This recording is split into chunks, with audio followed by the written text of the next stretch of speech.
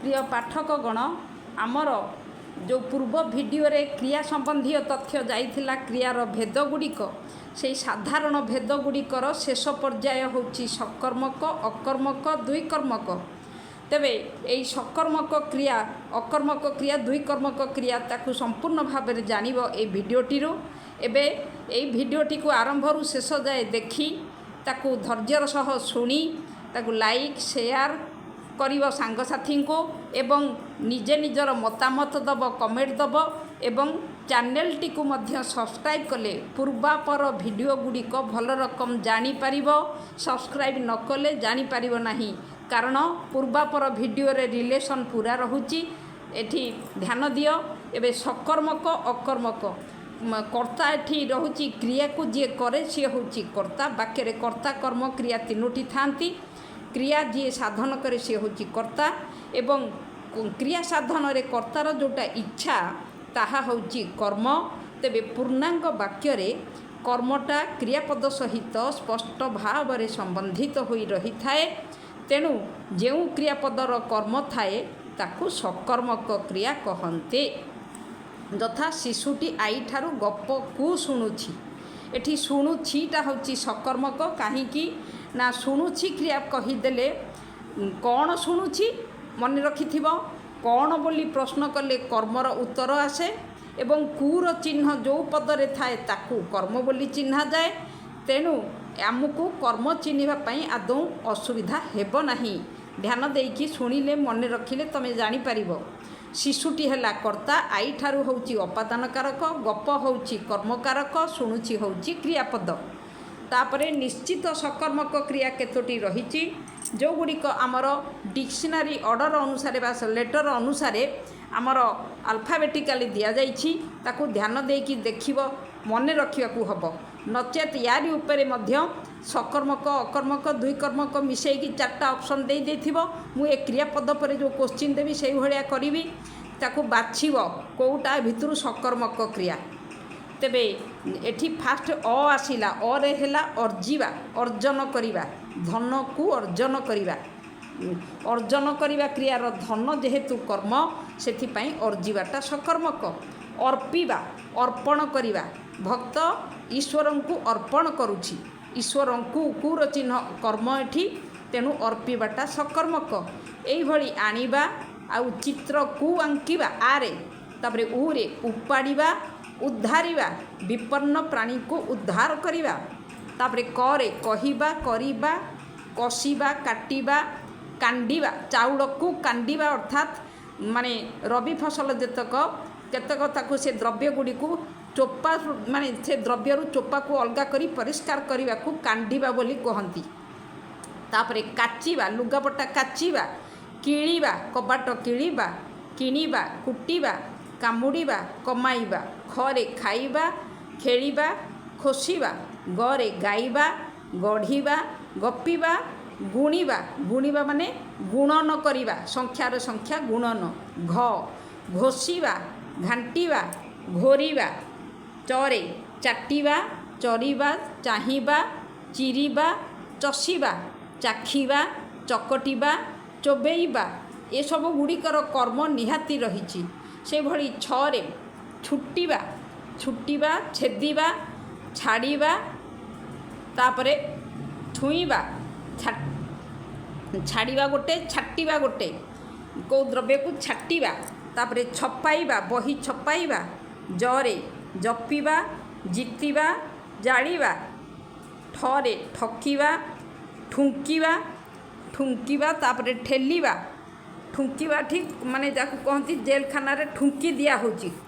तापरे घर भितर ताकू ठुंकी दिया जाउची डरिबा डाकिबा डेइबा तापरे तरिबा एवं ततेइबा तरिबा अर्थ उद्धार पाइबा अतिक्रम करिबा। तापरे देखिबा देबा दलिबा तापरे धरिबा धोइबा धसिबा भिड़ भितर माने लोकों को धसई हे पशिबा धसिबा। तापरे नरे नेबा परे पीबा पिंधिबा पचारिबा पशिबा बरे बुणिबा बिकिबा बंचिबा बांधिबा भांगिबा द्रव्य को भांगिबा तापरे भरिबा ମରେ ମାପିବା ମାଜିବା ମାଖିବା। ହଁ ତାପରେ ରାନ୍ଧିବା ରଚିବା ରଚିବା ମାନେ କାବ୍ୟ କବିତା ରଚନା କରିବା। ରଟିବା ଅର୍ଥ କୌଣସି କଥାକୁ ରଟିବା ମାନେ ଘୋଷି ହେବା। ଲେଖିବା ଲଙ୍ଘିବା ଲିପିବା ଲୋଡ଼ିବା। ତାଲବେଶ ଶୁଣିବା ଶିଖିବା। ଦନ୍ତେଶ ସହିବା। ହରେ ହରିବା ହରିବାଟା ଏଠି ସଂଖ୍ୟାକୁ ସଂଖ୍ୟା ହରିବାଟା ଗଣିତ ମଧ୍ୟରେ ରହିଛି। ଆଉ ଗୋଟେ ହରିବାଟା ହେଉଛି ହରଣ କରିନେବା କାହାକୁ କିଛି ବା ଦ୍ରବ୍ୟକୁ ହରଣ କରିବା ହରିବା। ତାପରେ ହଜିବା। ତାପରେ ଆସିଲା ଅକର୍ମକ କ୍ରିୟା। ଅକର୍ମକ କ୍ରିୟା କହିଲେ ଯେଉଁ କ୍ରିୟାର କର୍ମ ନଥାଏ। ଧ୍ୟାନ ଦେଇକି ଶୁଣିବ କେବଳ କର୍ତ୍ତା ସହିତ କ୍ରିୟାର ଯାହାର ସମ୍ବନ୍ଧ ରହୁଛି ବାକ୍ୟ ମଧ୍ୟରେ କର୍ତ୍ତା କ୍ରିୟା ଛଡ଼ା ଆଉ କିଛି ନଥାଏ ତାହାକୁ କୁହାଯିବ ଅକର୍ମକ। ଅର୍ଥାତ୍ ନାହିଁ କ୍ରିୟା ନାହିଁ କର୍ମ ଯେଉଁଥିରେ ମାନେ ଯେଉଁ କ୍ରିୟାରେ ତାହା ହେଉଛି ଅକର୍ମକ। ଉରେ ଉଇଁବା ଉଠିବା ଉଡ଼ିବା ଉପୁଜିବା। ଉଇଁବା ହେଲା ସୂର୍ଯ୍ୟ ଉଦୟ ହେଲେଣି ବା ଚନ୍ଦ୍ର ଉଦୟ ହେଲେଣି ଚନ୍ଦ୍ର ଉଇଁଲେଣି ଏଠି କର୍ତ୍ତାଟିଏ କ୍ରିୟାଟିଏ। ଉଠିବା ସେଜରୁ ଉଠିଲାଣି ବ୍ୟକ୍ତି ଯେକୌଣସି ବ୍ୟକ୍ତି କର୍ତ୍ତା ହେଲେ ଉଠିବାଟା କ୍ରିୟା। ସେମିତି ଉଡ଼ିବା ପକ୍ଷୀଟି ଉଡ଼ୁଛି। ଉପୁଜିବା ଅର୍ଥ ସୃଷ୍ଟି ହେବା। ତାପରେ ଓରେ ଓଲଟିବା ଏବଂ ଓହ୍ଲାଇବା। ଓଲଟିବାଟା ଏଠି କ'ଣ ମାନେ ଖାଦ୍ୟଦ୍ରବ୍ୟ ଓଲଟିବା। ତାପରେ ଓହ୍ଲାଇବା ଗଛରୁ ଓହ୍ଲାଇବା ବା ପ୍ରାସାଦରୁ ଓହ୍ଲାଇବା। କରେ କମ୍ପିବା କମିବା କାନ୍ଦିବା କାଶିବା କୁନ୍ଥେଇବା। ଖରେ ଖସିବା ଖେଳିବା। ଘରେ ଘୂରିବା ଘୁମାଇବା ଘୋଟିବା ଘଟିବା ଘୁଞ୍ଚିବା। ଚରେ ଚଢ଼ିବା ଚଡ଼କିବା ମାନେ ଫାଟିଯିବା। ଚମକିବା ଚହଟିବା ଚହଲିବା। ତାପରେ ଚିଡ଼ିବା ଚାଲିବା। ଚହଟିବା ମାନେ ବାସ୍ନା ଚହଟୁଛି। ଆଉ ଚହଲିବା ମାନେ ଦୋହଲି ଯିବା ମାନେ କୌଣସି ତରଳ ପଦାର୍ଥକୁ ପାତ୍ରରେ ପୂର୍ଣ୍ଣ କରିନେଲେ ଚହଲିବ ନାହିଁ ଯେଭଳି ଧ୍ୟାନ ଦେବାର ଅଛି। ତାପରେ ଛିଙ୍କିବା ଛିଡ଼ିବା ଯିବା ମାନେ ବଞ୍ଚି ରହିବା। ଜମିବା ଜନ୍ମିବା ଆଉ ଜଳିବା। ଝାଉଁଳିବା ଝଲସିବା ମାନେ ତେଜିଆନ ଦେଖାଯିବା। ଝୁଲିବା ଝଡ଼ିବା ଝୁଣ୍ଟିବା ଝଟକିବା। ଥରେ ଥରିବା ଥିବା। ଦରେ ଦବିଯିବା କୌଣସି ରାସ୍ତା କାମ ହେଇଥିବ ଯଦି ଦବିଯିବ ଦବିବା। ଦୌଡ଼ିବା ଦୋହଲିବା ଏବଂ ଦୁଲୁକିବା ମାନେ ଜୋରେ କମ୍ପନ ସୃଷ୍ଟି ହେବା ଦୁଲୁକୁଛି। ତାପରେ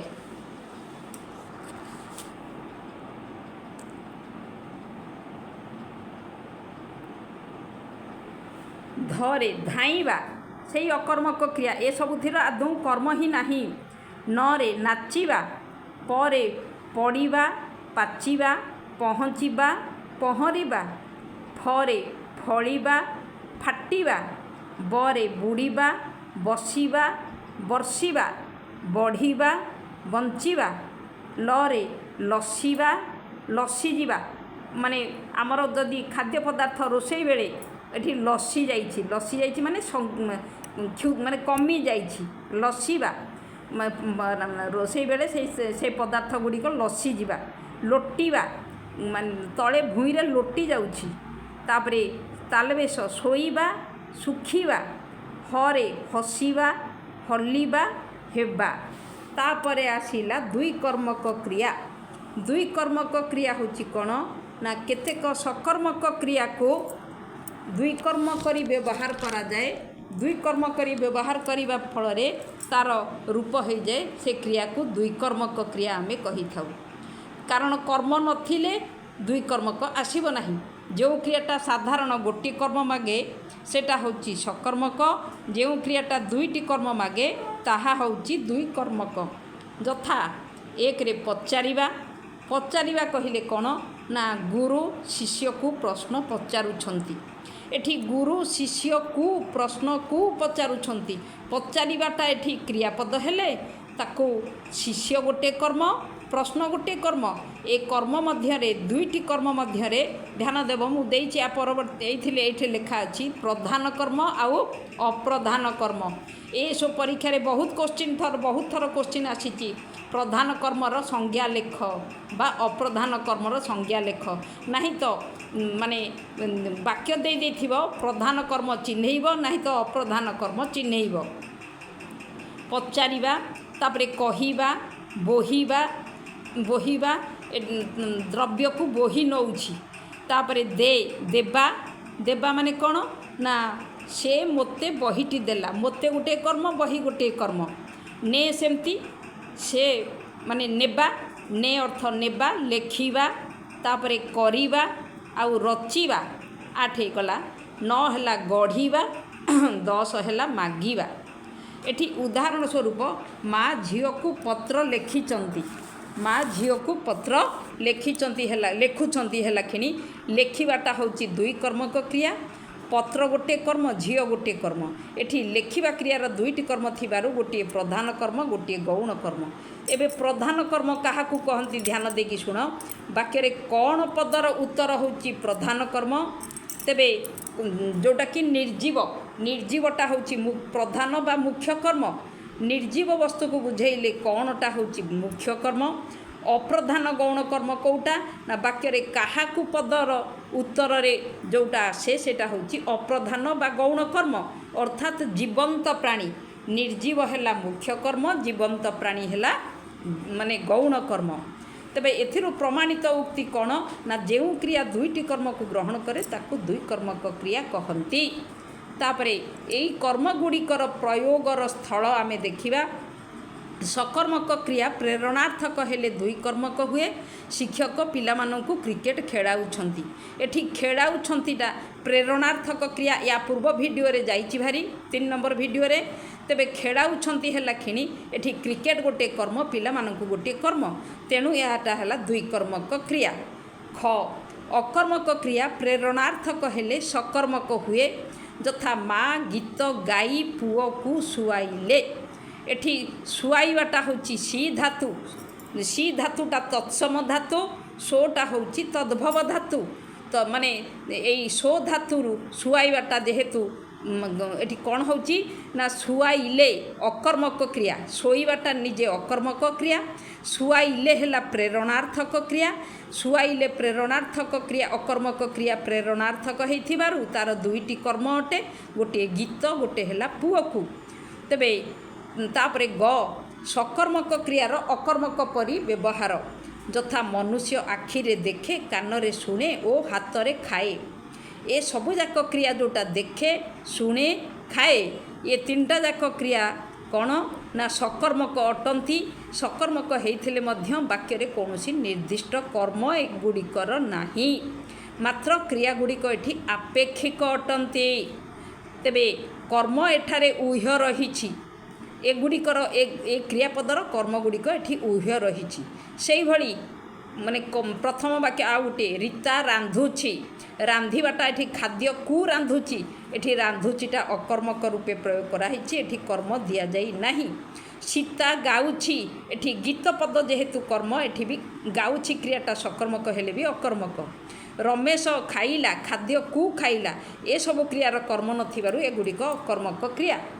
तापरे अकर्मक क्रियार सकर्मक रूपे व्यवहार एठी अकर्मक क्रिया निजर क्रियावाचक विशेष्य को कर्म रूपे ग्रहण करी सकर्मक होइथाय यथा प्रथम वाक्य हरि प्रकार प्रकार हस हसी पारे एठी प्रकार प्रकार माने केते प्रकार हस हसी पारे हसर प्रकार भेद जोकु माने किए जानिछि ना हरि ही जानिछि।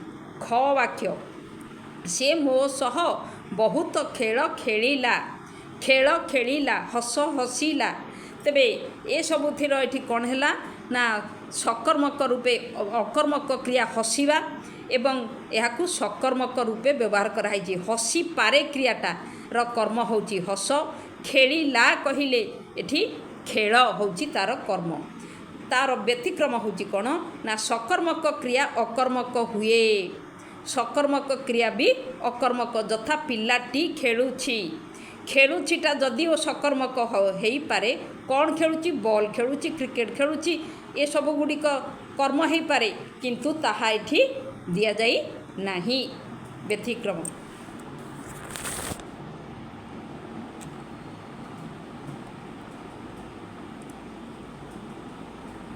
ତାପରେ କେତେକ ଅକର୍ମକ କ୍ରିୟା ତଦರ್ಥକ କର୍ମପଦ ଗ୍ରହଣ କରି ସକର୍ମକ ହୋଇଥାନ୍ତି। ଏହି କର୍ମକୁ କ୍ରିୟାର୍ଥକ କର୍ମ କୁହାଯାଏ। ଏଟାକୁ ଅଣ୍ଡରଲାଇନ୍ କରିବ, ଧ୍ୟାନ ଦେବ। କ୍ରିୟାର୍ଥକ କର୍ମ। ତେବେ କ୍ରିୟା ହେଉଛି ଅର୍ଥ ସ୍ୱରୂପ ଯେଉଁ କର୍ମର।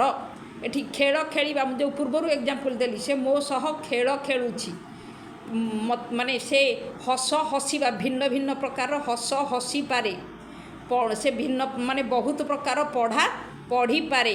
ଏଠି କ'ଣ କରାହେଇଛି ନା ଏଠି ଯେଉଁଟାକ ଅକର୍ମକ କ୍ରିୟା ତାହା କ୍ରିୟାର୍ଥକ, ସେ କର୍ମକୁ କ୍ରିୟାର୍ଥକ କର୍ମ କୁହାଯାଇଛି, ତାକୁ ସକର୍ମକ ରୂପେ ବ୍ୟବହାର କରାଯାଇଛି। ତାପରେ କ୍ରିୟାର କାଳ ଓ ଅବସ୍ଥା। କାଳ ଓ ଅବସ୍ଥା ଦୃଷ୍ଟିରୁ କ୍ରିୟା ଘଟିବା ସମୟକୁ କାଳ କହନ୍ତି, କ୍ରିୟାର ଘଟିବା ସମୟକୁ କାଳ କୁହାଯାଏ। ତେବେ ଏଇ ଯେଉଁ କାଳ, ଏହା ହେଉଛି 3 ପ୍ରକାର ସାଧାରଣତଃ, କିନ୍ତୁ ଏହା 4 ପ୍ରକାର ଆମେ ବ୍ୟବହାର କରୁଛନ୍ତି ବର୍ତ୍ତମାନ, ଅତୀତ, ଭବିଷ୍ୟତ। ଆଉ ଗୋଟିଏ ଚତୁର୍ଥ ପ୍ରକାର ହେଉଛି ସମ୍ଭାବନା ବା ନିତ୍ୟବୃତ୍ତ। ଏହି 4ଟି କାଳ ପ୍ରତ୍ୟେକ 3 ଭାଗରେ ବିଭକ୍ତ ହେଲେ ବି, ତେବେ 3 ଭାଗ କେମିତି ନା 3ଟି କାଳ 3 ଭାଗରେ ବିଭକ୍ତ, ଶୁଦ୍ଧ, ଅସମ୍ପନ୍ନ, ସମ୍ପନ୍ନ ଭାବରେ। ତାପରେ ଯେଉଁ ସମ୍ଭାବନା ନିତ୍ୟବୃତ୍ତଟା ତାହା ହେଉଛି କ'ଣ ନା 2 ଭାଗରେ ବିଭକ୍ତ, ଯେଉଁଟାର କି ଶୁଦ୍ଧର ନାହିଁ, କେବଳ ଅସମ୍ପନ୍ନ, ସମ୍ପନ୍ନ। ୟା ପରେ ମୁଁ ସେଇଥିରେ ଦେଇଛି, ଏଇ ଭିଡ଼ିଓରେ ଦେଖିବ। ତାପରେ ଆସିଲା ଭାବ ଓ ଅବସ୍ଥା, ଯେଉଁଟାକି ଆମର ଡକ୍ଟର ହରପ୍ରସାଦ ମିଶ୍ର ଲେଖିଛନ୍ତି ବ୍ୟବହାରିକ ଓଡ଼ିଆ ବ୍ୟାକରଣରେ। ତାହାକୁ 3 ପ୍ରକାର କରିଛନ୍ତି, ଆଭିପ୍ରାୟିକ, ଆଭ୍ୟାସିକ, ଅନୁଜ୍ଞା। ଏହି 3ଟି ଯାକ ପୁଣି 3 ଭାଗରେ ବିଭକ୍ତ। ତେବେ ତାପରେ এই 3 ଭାଗରେ ବିଭକ୍ତ ଯାହାକୁ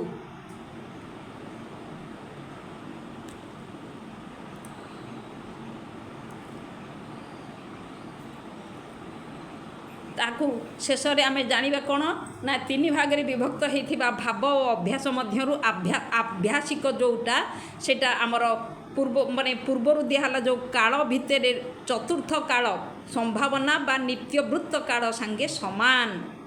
ଏଠିରେ ଏଇଟା ହେଲା ସମାନଟେ 1 ନମ୍ବର ପଏଣ୍ଟ।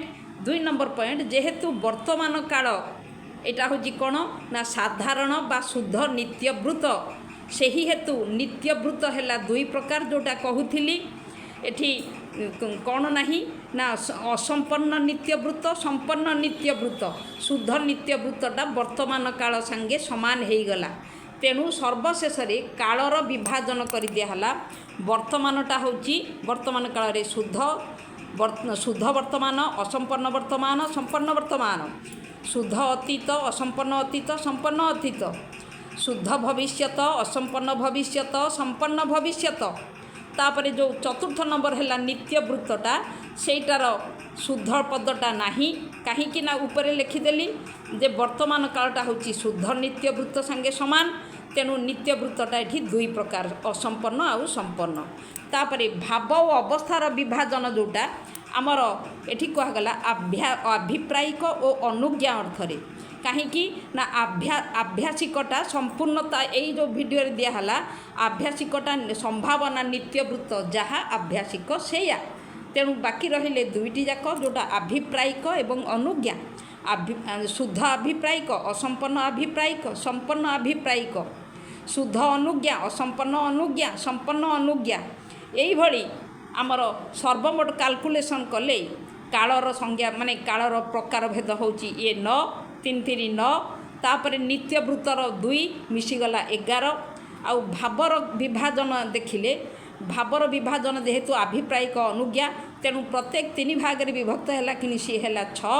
ତେବେ 11 + 6 = 17ଟି ସମ୍ପୂର୍ଣ୍ଣ ଧାତୁ ଅଟନ୍ତି। এই 17ଟି ଧାତୁକୁ ସମ୍ପୂର୍ଣ୍ଣ ଧାତୁ କହନ୍ତି, କାହିଁକି ନା ଏମାନେ କାଳ ପୁରୁଷ ବଚନ ଅନୁସାରେ ବିଭାଜିତ ହୋଇଯାଇଛନ୍ତି।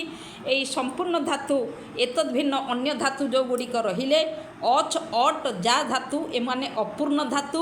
ଏହି ଅପୂର୍ଣ୍ଣ ଧାତୁ ମୁଁ କ୍ରିୟାର ଦ୍ୱିତୀୟ ଭିଡ଼ିଓରେ ଛାଡ଼ିଛି, ताकू सब्सक्राइब को चैनल टी को सब्सक्राइब करी तुम्हें पूर्व वीडियो को खोलिक देखिपार क्रियार स्वरूप विषय रे दिया जाइछि काल सूचक विभक्ति और पुरुष सूचक विभक्ति रे दिया जाइछि अपूर्ण धातु। तेबे आजिपाई ए भिडियोटी की तमें ध्यान देकी आरंभ शेष जाए शुणी लाइक शेयर कमेंट करने सांगे चैनल टी को सब्सक्राइब करने को आदौ भूलबनी एवं निजर तुम मानकर मतामत अपेक्षा मु रही या केमिति कौन परिवर्तन कराहब तुम मत अपेक्षा आजिपाई भिडियोटी एतिकी।